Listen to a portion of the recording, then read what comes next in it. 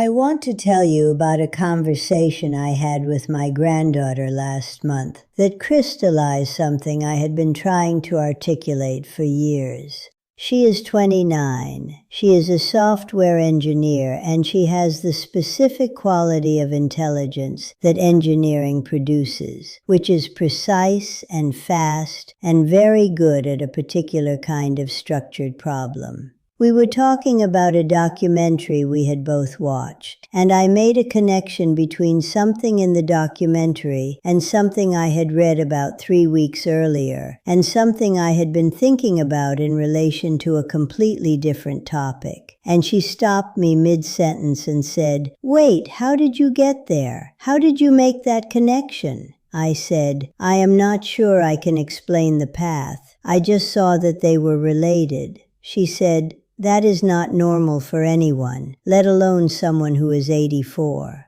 I thought about what she said for the rest of the evening. I thought about what produces that kind of thinking, the integrative, associative, connection-making kind that she was observing and that I have had for as long as I can remember.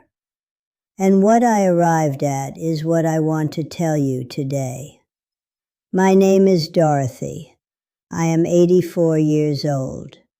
I was an editor for 38 years at a publishing house, which means I spent my professional life in close contact with the full range of human thought in written form, reading manuscripts across every conceivable subject, finding the connections between ideas that the authors themselves had not always seen, working at the intersection of language and meaning and structure in ways that required the brain to do precisely what my granddaughter was observing.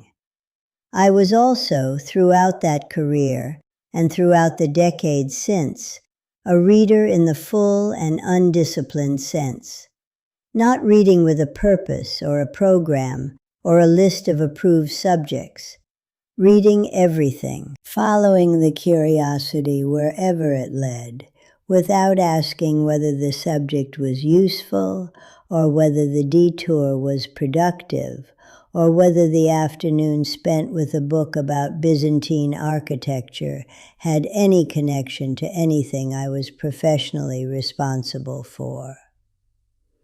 The Byzantine architecture eventually connected to something. Everything eventually connects to something if you have read widely enough and thought seriously enough and maintained the kind of attentive, undirected, genuinely curious relationship with ideas that produces the connections my granddaughter was asking about. Let me tell you what produces that relationship and how I have maintained it for 8 decades. The first thing is reading as a practice rather than as an activity. There is a difference. An activity is something you do when you have time and inclination, and when nothing more pressing is competing for the available hours. A practice is something you do consistently, with or without the ideal conditions, because it is part of the structure of how you inhabit your days, rather than an optional addition to them. I have been reading as a practice since I was 12 years old. Not always the same number of hours, not always the same kind of material, but consistently as part of every day, regardless of whether the day was a hard one or a full one, or one that seemed to leave no obvious space for it. The practice produces something that the activity cannot produce, which is the accumulated density of a mind that has been regularly encountering new ideas across a very wide range of subjects over a very long period of time. That density is what my granddaughter was responding to.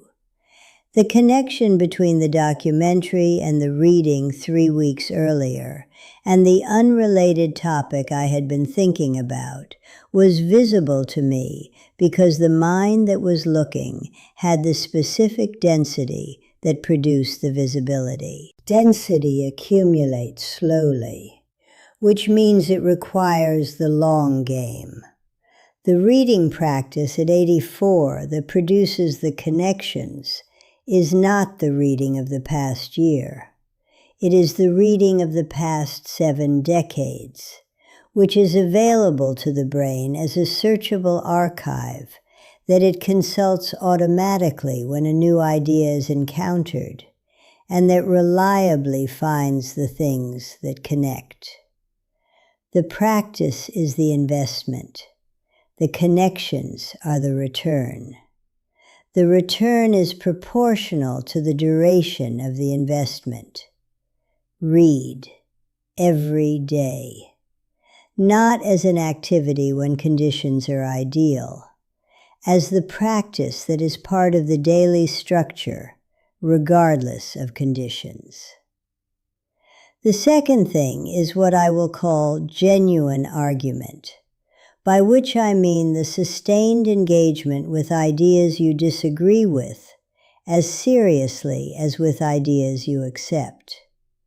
I spent my editorial career reading manuscripts that argued for things I did not believe, describing experiences I had not had, advancing positions that challenged what I thought I knew. The work required that I engage with these honestly, which means that I had to understand them well enough to evaluate them fairly, rather than dismissing them from the outside.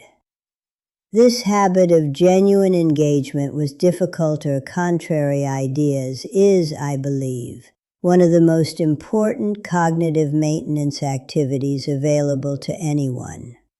The brain that only encounters ideas it already agrees with is not being challenged in the ways that maintain cognitive flexibility.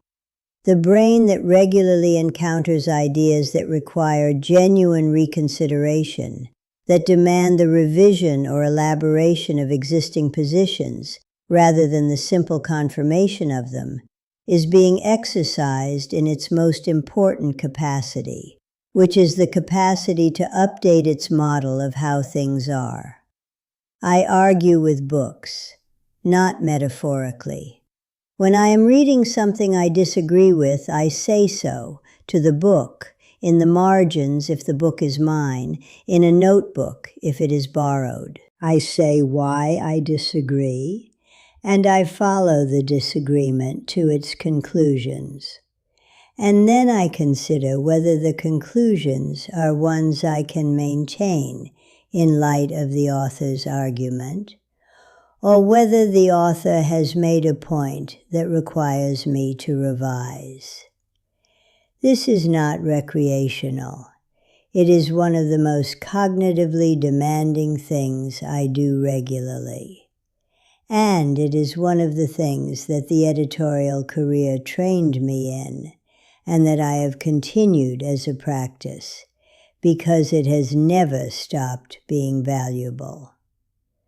Find the ideas that challenge yours. Engage with them seriously. Let yourself be wrong about some of them.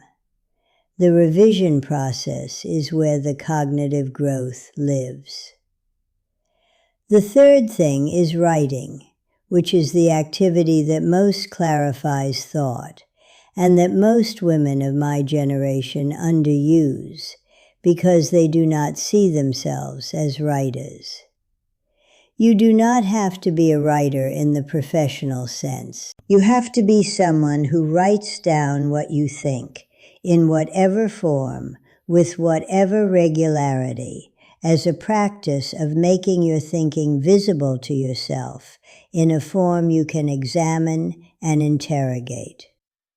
I have kept a journal since I was 15, not a diary of events, a record of thinking, what I was working out, what I had been reading and what it was connecting to, what I believed about something and why, and what had recently challenged the belief, and whether the challenge required revision.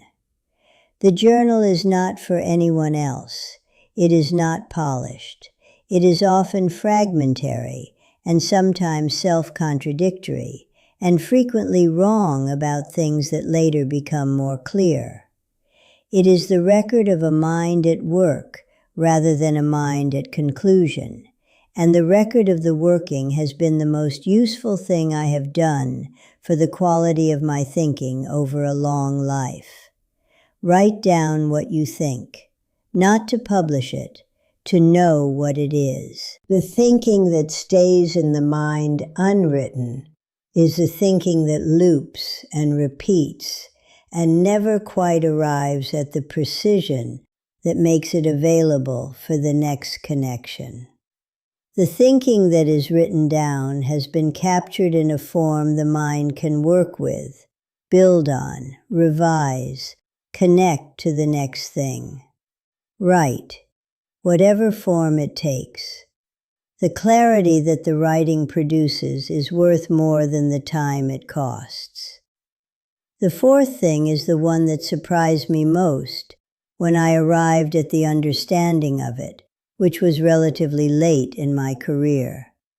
The fourth thing is physical sleep, not sleep as an abstraction, but as a specific, disciplined, non-negotiable daily practice of giving the brain what it requires for the maintenance work that only happens during sleep. I am an editor.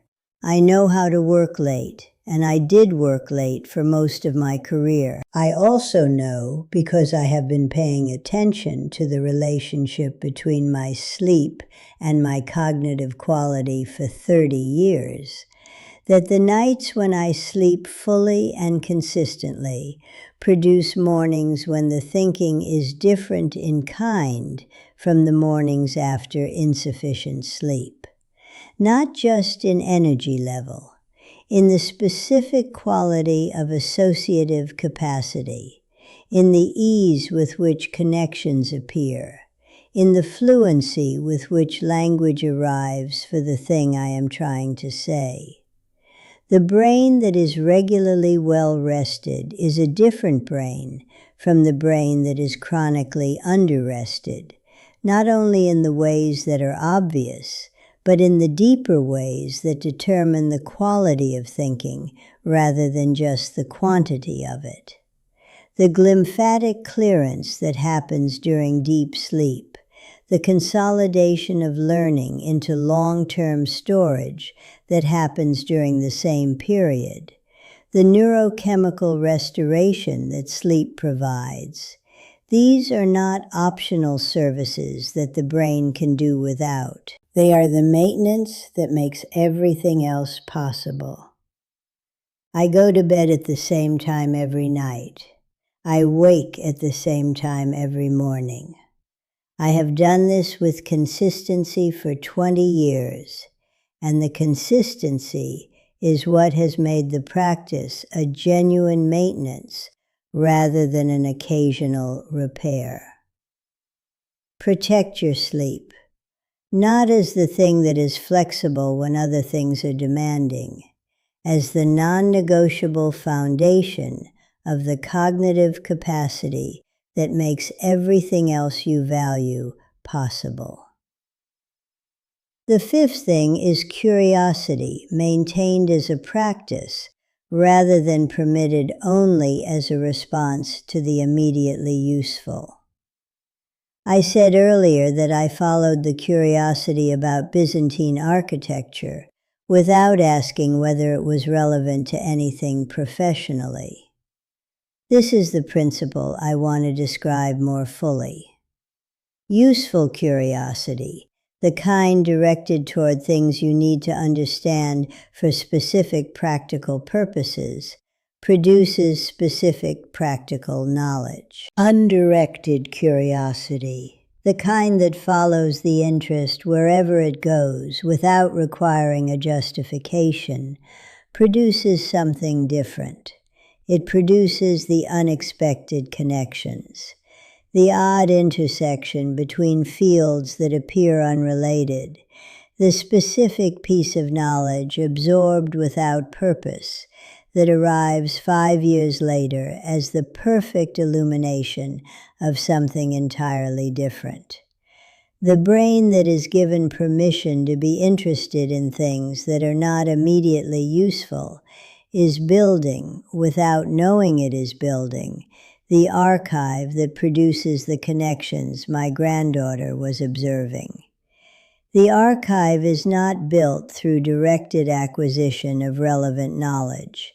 It is built through the undisciplined, genuine, pleasure-driven accumulation of whatever the curiosity finds interesting. Follow the curiosity, not strategically, not toward the things that will be useful, toward the things that are genuinely interesting, which may or may not be useful, and which will eventually, given enough time and density, be connected to something that matters in ways you could not have predicted when the curiosity first arrived. I am Sylvia.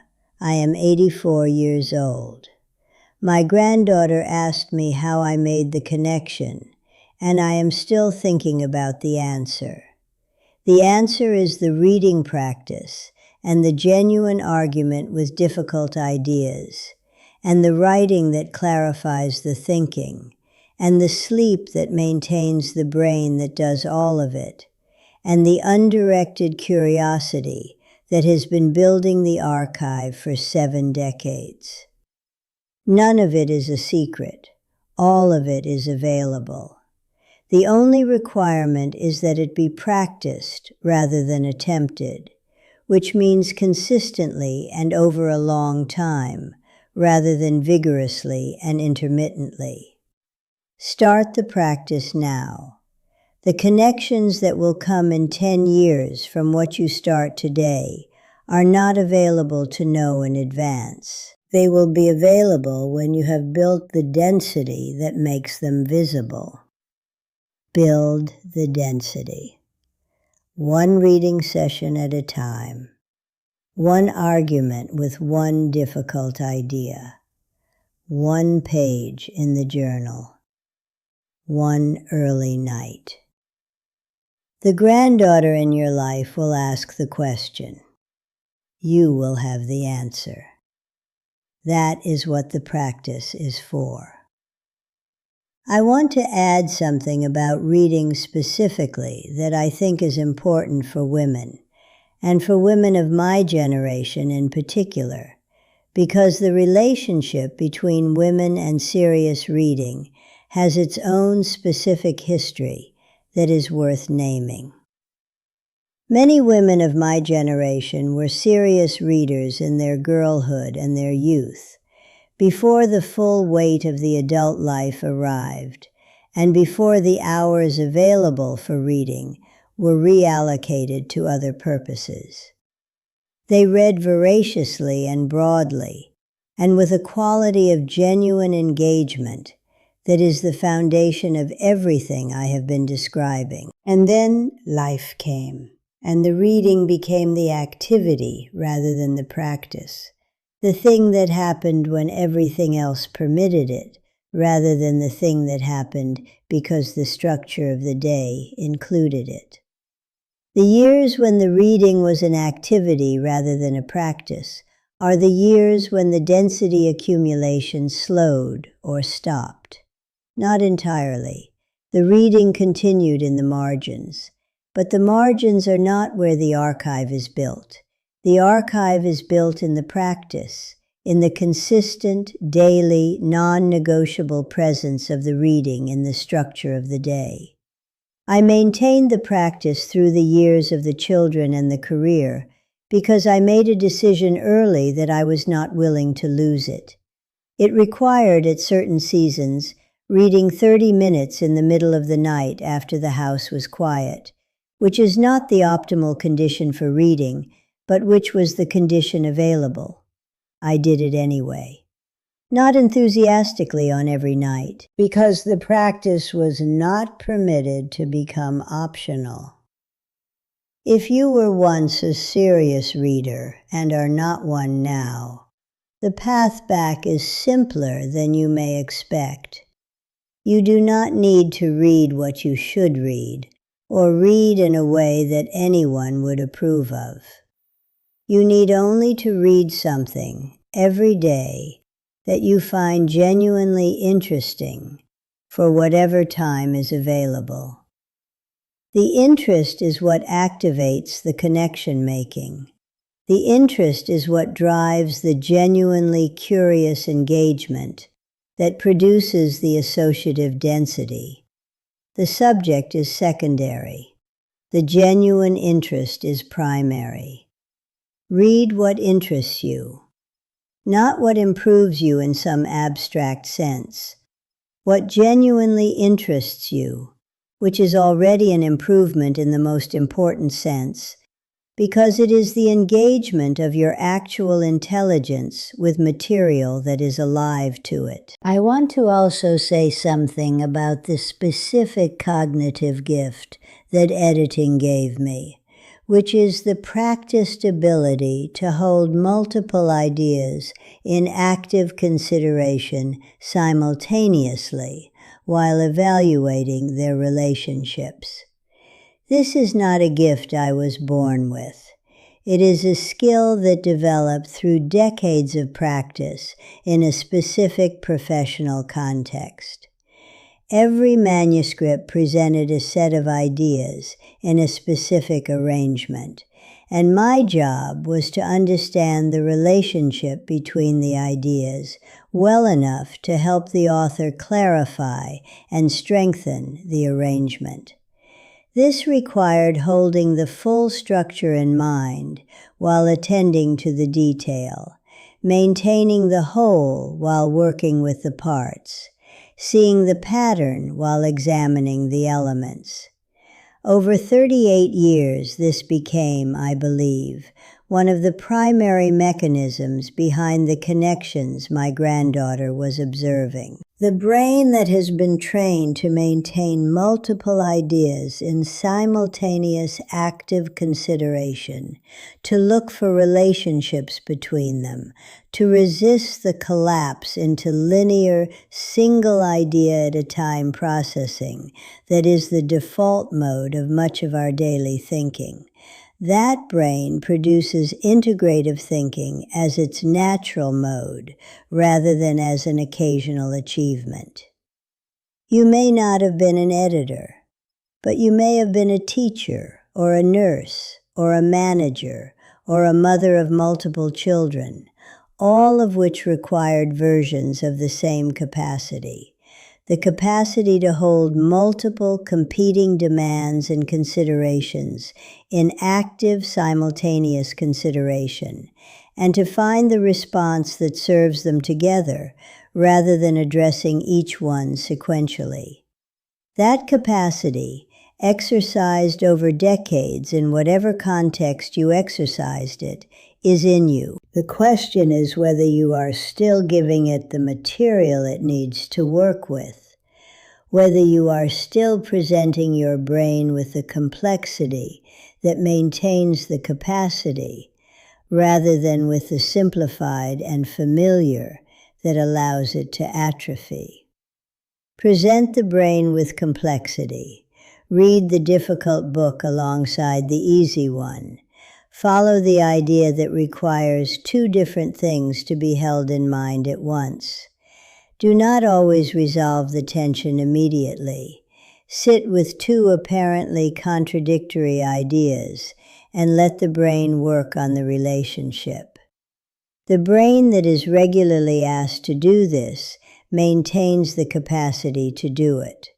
The brain that is not asked to do it loses the capacity gradually and then suddenly, in the way that all capacities are lost when not exercised.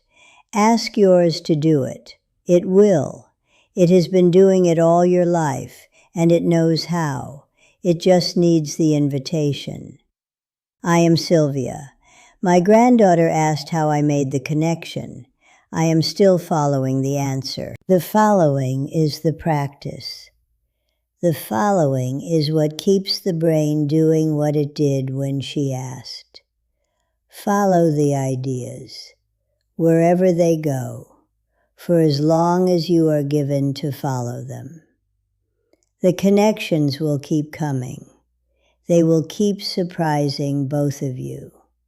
That is the whole point. That is, at 84, entirely enough reason to keep going. There is one more dimension of the cognitive maintenance I want to name, because I think it is the least talked about and the most undermined in the lives of older women. The dimension is solitude. Not loneliness, which is the involuntary form, but the chosen, protected, regular experience of being alone with your own thinking, without the ambient noise of other people's demands and other people's presence. The connections my granddaughter observed are not made in conversation. They are made in the quiet spaces between conversations, in the walks I take alone, and the mornings before the house is fully awakened, and the evenings after the last phone call, when the mind is loose and free to wander in the associative way that is its natural mode, when nothing specific is demanded of it.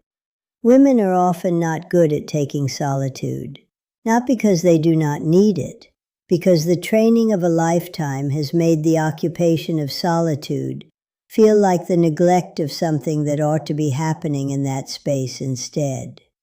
The children who could need attending to, the chores that are undone, the relationships that could be nurtured in the time that is instead being spent alone with your own thoughts.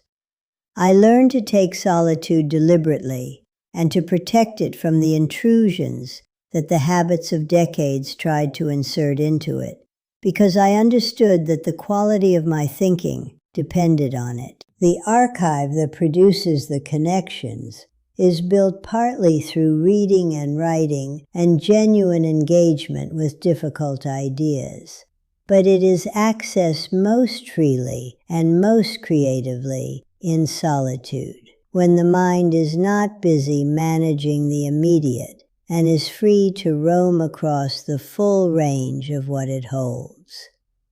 Give yourself solitude, regular, protected, non-negotiable, not as indulgence, as the cognitive maintenance that the brain requires for its highest functions, and that the busy, social, relational surface of daily life does not provide. Sit with yourself. Let the mind wander. Do not fill the silence immediately with the phone or the television or the next productive task. Let the silence do its work, which is the work of integration, the quiet background processing that the brain performs when it is not being managed from the outside. The connections appear in the silence. The granddaughter's question is answered in the silence. Protect the silence. It is doing more than you think. I am Sylvia. The silence is where the archive speaks. 84 years of it, still speaking. Make space for yours to speak. It has a great deal to say.